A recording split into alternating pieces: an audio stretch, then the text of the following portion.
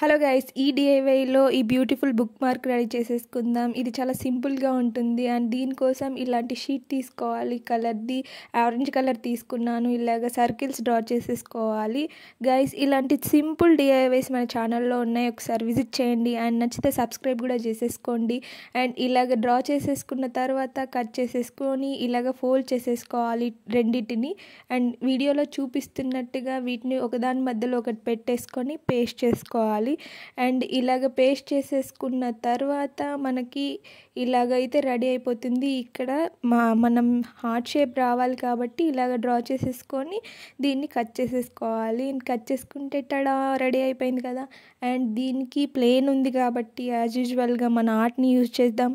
And ఇక్కడ flower draw చేస్తున్నాను and ఈ అవుట్పుట్ చాలా బాగుంది. అండ్ మీరు కూడా ట్రై చేసుకోవచ్చు మీ బుక్స్కి యూస్ చేసుకోవడానికి. ఇలాగ మొత్తం ఇలాగ డ్రా చేసేసుకుంటే అండ్ ఇదే మన ఫైనల్ అవుట్పుట్ గైస్.